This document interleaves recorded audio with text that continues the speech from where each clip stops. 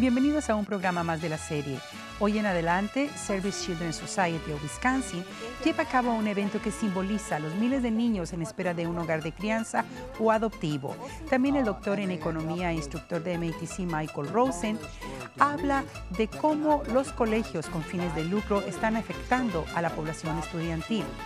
Y la Asociación Americana del Corazón está llevando una campaña llamada Power to Stop Stroke.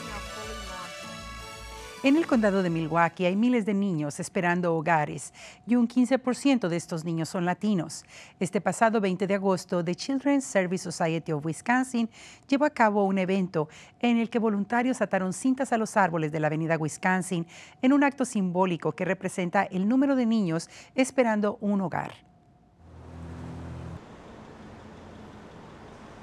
El evento de hoy es un evento para amarrar cintas alrededor de árboles y de postes en la ciudad, sobre todo en la avenida de Wisconsin. Y el propósito fundamental es crear conciencia y educar a la comunidad de la gran necesidad que existe sobre hogares de crianza, hogares temporales y también, obviamente, de adopción para niños que están bajo el cuidado del Milwaukee Child Welfare. Es importante porque hoy en día existen alrededor de 2.000 niños en el condado de Milwaukee solamente que necesitan un hogar temporal o un hogar permanente donde quedarse.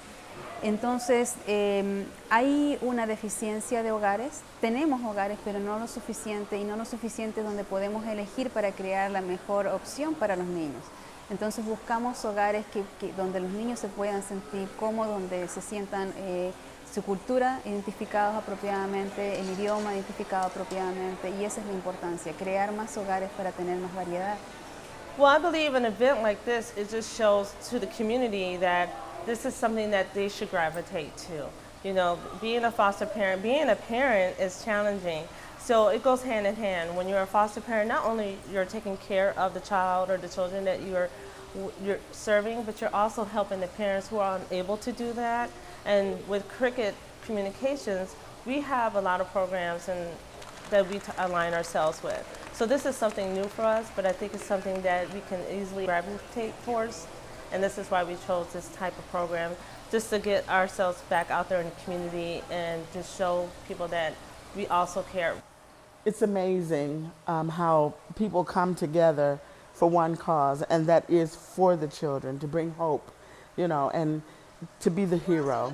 I'm so proud of the Kid Hero t-shirts because they grab attention, which is so important to me because there are so many children who really need homes and good people with good hearts. And I'm just super proud. I don't know what to say. I'm super proud because I want to open doors for these babies who are just left alone. I think the personal story would be my story, being a child who, you know, kind of like was in and out of doors. I'm making sure that doesn't happen to the children whom lives I can touch. If I can change a life and make it better, that's what I'm going to do. I'm going to do what is necessary to make a child happy, to change their life, to give them hope, a dream, a home, love, which is so important, love. We need to do it now because as they grow older, if they're not in good homes, getting what they need to grow, you know, then we're just setting them up for failure, and we can do better.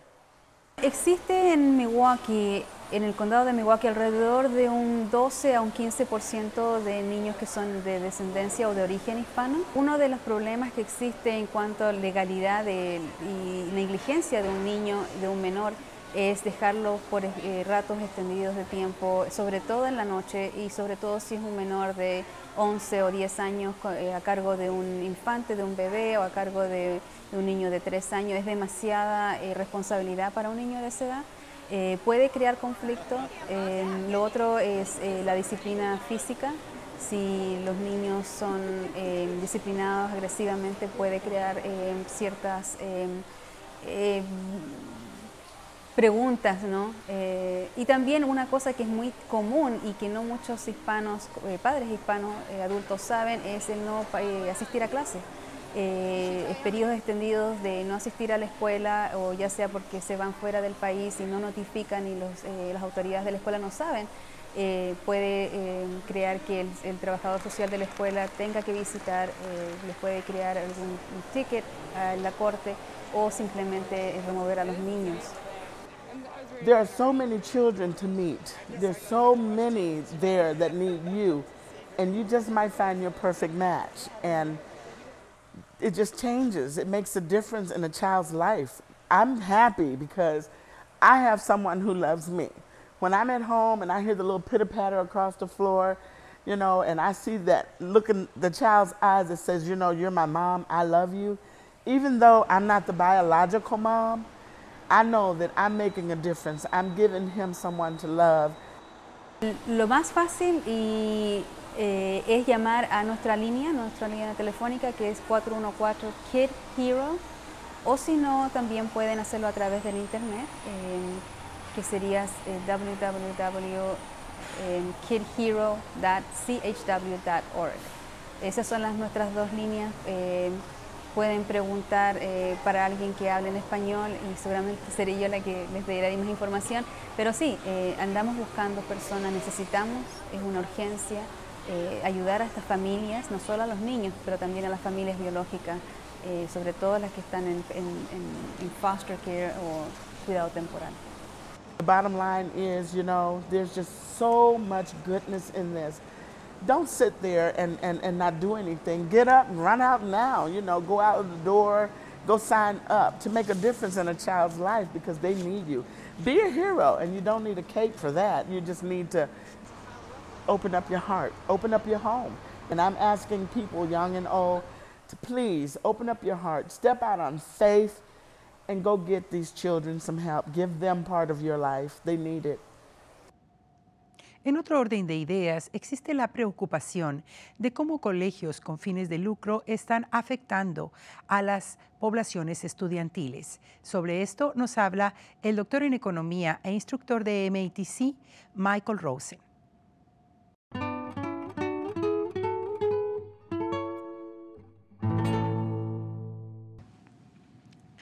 Dr. Michael Rosen, thank you for being with us on Adelante.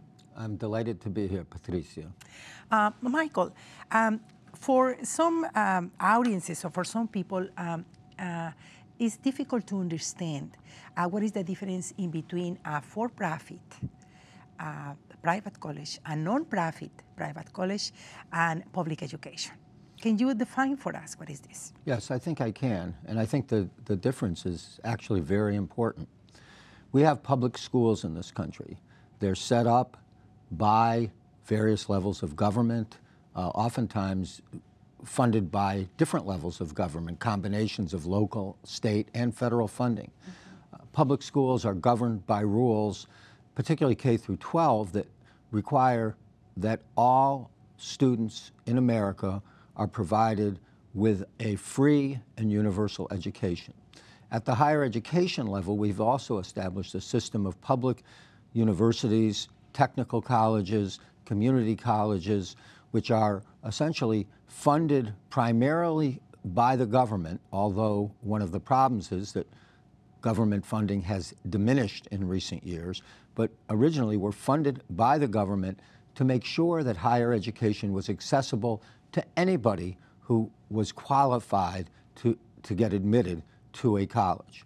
Private colleges, and the first universities in this country were private colleges, like Harvard University, Yale, and Princeton, are private institutions that provide education, oftentimes very high-level quality education. They're much more expensive. So the original universities in this country and colleges were private. Most Americans could not afford them.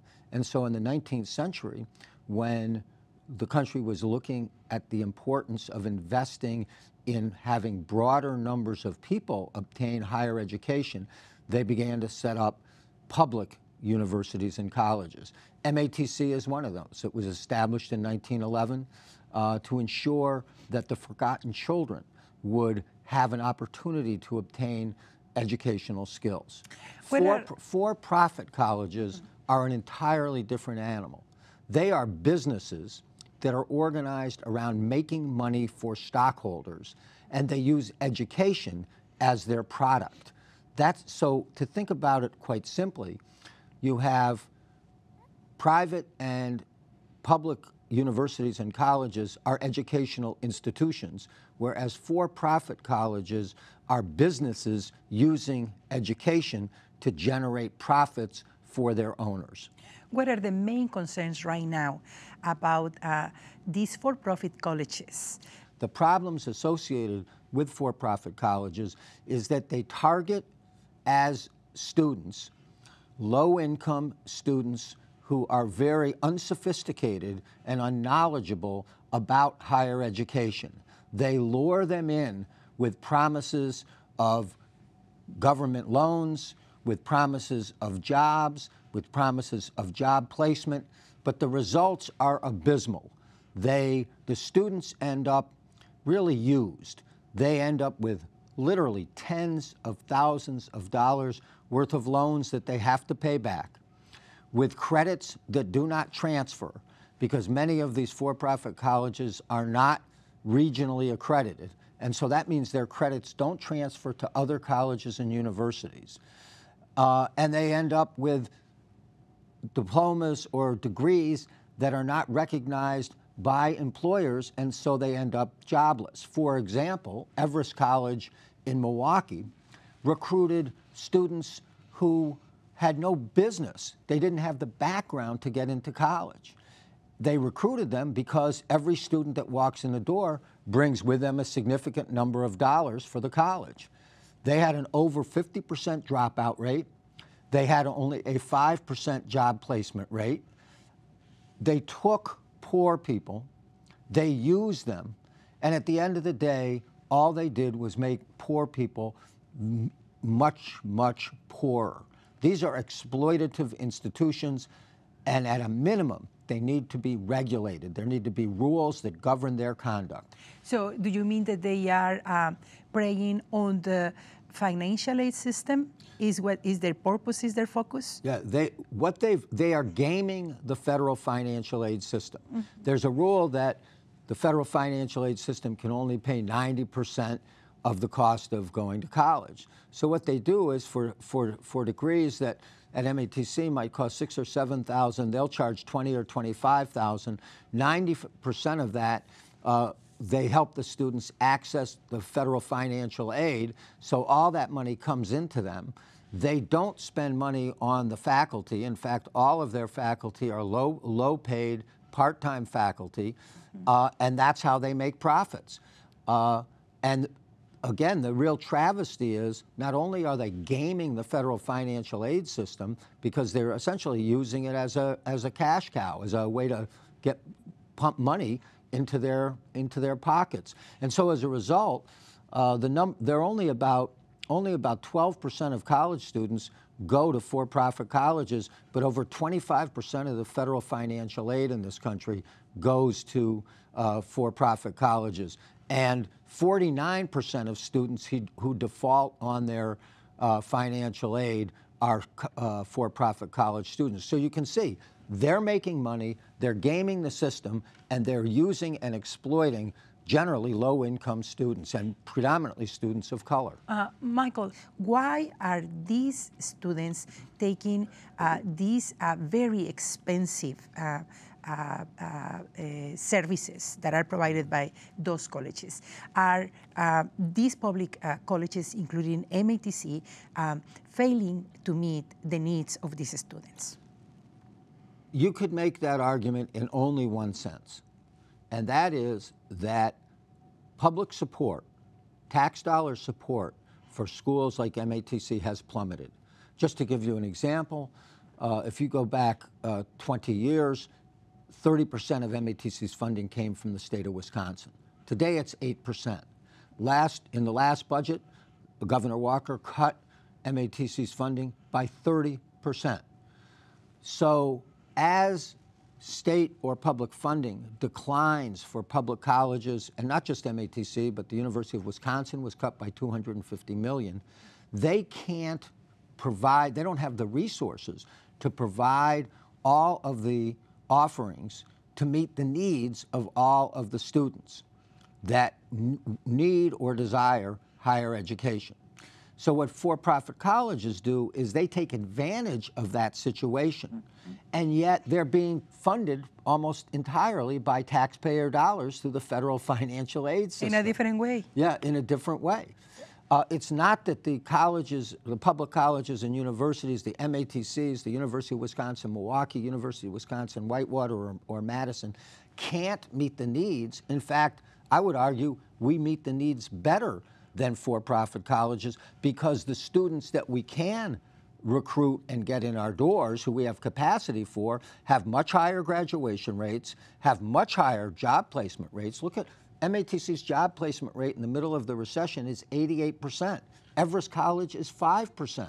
Michael, but there are some people thinking that the admission procedures are much more complicated in a technical college, and there are also arguments in the side that there are programs with long waiting lists in colleges like MATC. The reason there are long waiting lists is because we don't have the resources to expand our offerings because of the decline in taxpayer support for the institution. The fact of the matter is, though, for-profit colleges are not an alternative because the product that student gets doesn't get them credits that transfer, doesn't get them employment.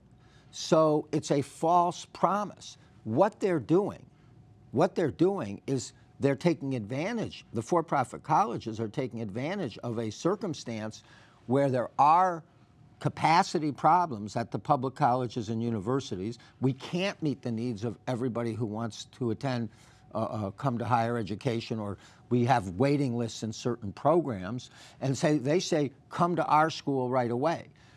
For-profit colleges spend more on recruiting and marketing than they do on education. They are not transparent in either what the end product the student will end up with, nor in the costs that the student will have to bear. As a result, as I said, students are going to these schools and they're ending up with nothing but huge loans. So we're taking poor people and we're essentially taking their dreams, manipulating those dreams for a higher education and a middle-class future, and they're left with nothing but broken dreams and debts that they may never be able to pay. Michael, unfortunately, our time is up.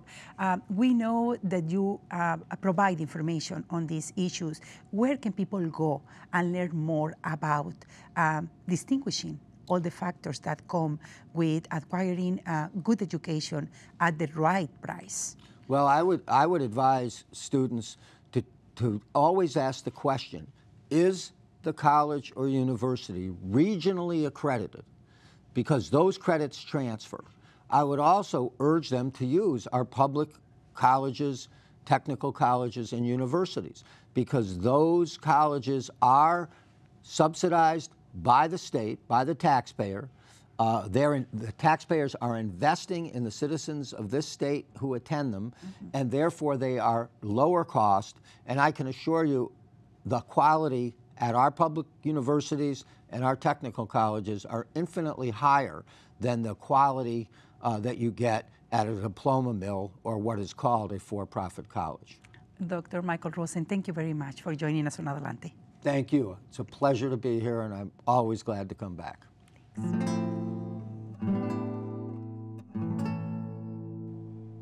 La Asociación Americana del Corazón se encuentra implementando su campaña sobre el conocimiento de las enfermedades del corazón con su campaña Alto a las enfermedades cardíacas.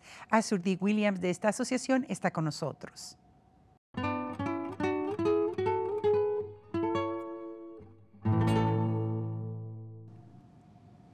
Arthur D., welcome to Adelante. Thanks for being with us again. Thank you. Arthur D., can you tell us about this new project that is called Power to End Stroke? It's a cause initiative that was designed to address the health disparities African Americans see when it comes to stroke.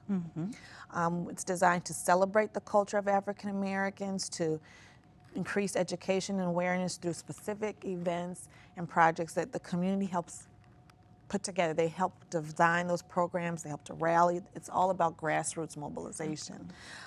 For me, it's a personal pleasure to work with Power to End Stroke. I lost my father prematurely to stroke. And when that occurred, and this was now going on 6 years ago, there were signs and symptoms that a lot of people ignored. We all just wrote it off. Oh, it's his diabetes, it's his low blood sugar. And had I known about the signs and symptoms of stroke, had others known, we could have been more active, and maybe he wouldn't have died prematurely. But Power to End Stroke is all about addressing why it is that 1/3 of African Americans lose their life prematurely to stroke compared to whites. In my 2 years being with the American Heart and Stroke Association, we have over 400 volunteers that have been trained on stroke, heart disease, nutrition, exercise, smoking cessation. So they're able to go into their personal and professional networks to educate others. We provide them brochures and materials. We provide them with PowerPoints and notes so they feel comfortable relating to their different audiences, and that helps us to reach way more people than just one person. I'm one person. There's no way I can go out into every community honor, every workshop request, every health fair. We need to look at how we can make a systemic change in addressing health disparities, and Power to End Stroke is doing that successfully. Azurdi, what will be the symptoms that people need to be aware, be alerted of? Sudden numbness in one side of the body. For example, I do the reach test. I tell this with even my own children. If you can't raise both of your hands and it's hard, they can't, it's just drooping, they feel like there's no power, okay? It's sudden, it's out of the blue, there's no control, that's a sign. If you're seeing sudden drooping on one side of the face, that numbing, where part of the face, sudden, I'm having a conversation with you, and if it's sudden and I'm seeing that, that is a sign. If you're seeing someone and you're talking and your eyes, and you're looking out and it looks blurry or grayish, a vision, that is a sign. If you have a sudden headache and it's like the worst headache of your life where, oh my, I can't move, it's the worst headache, the worst pain in my life, that's a sign. Another one, sudden, when you're trying to walk, sudden trouble with your balance, coordination. Now, I'm not talking about Friday night leaving the bar when you can't walk. I'm talking about it's sudden and I have to grab onto something. Those are all signs and symptoms. And we use that acronym FAST to describe those symptoms. Your face, arm, react, and think about the time. Because time is of the essence. When you're seeing these signs and symptoms, you must dial 911. Don't try to drive yourself. Sometimes this happens.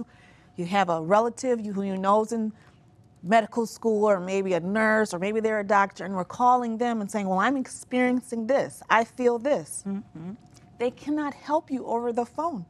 If I'm driving, I cannot treat you. Maybe you don't have that long amount of time. You need to immediately call 911. Yes, EMS can start treatment. They can help you. You get into the hospital emergency room faster. They're going to take you somewhere that's stroke certified. So please, if you're not familiar with anything, just keep thinking about that word sudden. Azurdi, we have talked about all these hundreds of volunteers. Are Latinos responding well to this call? Are you still struggling to reach Latinos? Sometimes minorities are hard to be reached because the circumstances, they are trying to survive, they are focused on basic needs. What is going on with Latinos in this effort that you are making? Excellent question. In southeastern Wisconsin, we're just now fully launching our initiative called Go Red por tu Corazon. And we're trying to place people on an executive leadership team. Back in June of 2012, we had what was called a Power Dinner Club, where we had over 30 attendees, and very favorable response. People who are very interested in placing people on this executive leadership team, individuals who are interested in having their staff trained on heart disease and stroke, or even willing to offer their store, their business as a training site or to host an event. So we've had a great response. Right now, we're just trying to mobilize the community. My goal is to get 50 people trained as an ambassador by June. Excellent. So that during this summer, when we're outside, we're having fun, we're having barbecues and get-togethers, that those are excellent opportunities to have an informal conversation with our family and friends and say, hey, what are you doing to be healthy? You know, what's going on with you? You know, let's talk about this. Do you know the signs and symptoms? But that's my goal, is we want to get 50 people trained. That's how we started with our Power to End Stroke. We started with a small number, and we got over 400. And we need to let know the Latinos that you have bilingual people in your staff too. Yes. So that they can feel comfortable and they are going to be helped by their own, under their own culture. And that's exactly why we need to train people from the community. We're looking for all levels. What the American Heart Stroke Association cares about is your passion. That you can go out and relate, that you feel comfortable going into any environment, because we'll give you your brochures, your materials. We have things in Spanish. Azur D, how can people contact you? Sure, people can contact me personally at 414-227-1455. They also can contact me through email. Excellent. And do you have a website where people can go and look and see all the activities, all the projects that are going on with the American Heart Association? Yes. You can always log into www.americanheart.org, and you can tag for Milwaukee, or you can just Google, Bing, Yahoo, any search engine you want. But just type in American Heart Association, you want Milwaukee, and it'll show you all of the events that are happening in our community. We always give you the contact person, the phone number, what kind of volunteer opportunities are available. We are here to serve the community. Azur D, thank you very much for joining us on Adelante. Thank you. Y al final de un programa más de Adelante, por favor déjenos saber sus comentarios en nuestro teléfono 297-7544 o escríbanos a nuestra dirección de correo electrónico en adelante@matc.edu. Y visítenos en nuestro sitio del internet en mptv.org y en Facebook. Sintonícenos en Milwaukee Public Television, canales 10.1 y 36.2, todos los martes a las 6:30 de la tarde, y en canal 36.1 los miércoles a las 12:30 de la medianoche y los domingos a las 5:30 de la tarde. En Wisconsin Public Television WPT 38.2 los martes a las 6 de la tarde y los jueves a la 1 de la mañana. Y en MPTV VM 10.3 los viernes a las 6:30 de la tarde y los domingos a las 8 de la mañana. Soy Patricia Gómez, gracias por acompañarnos.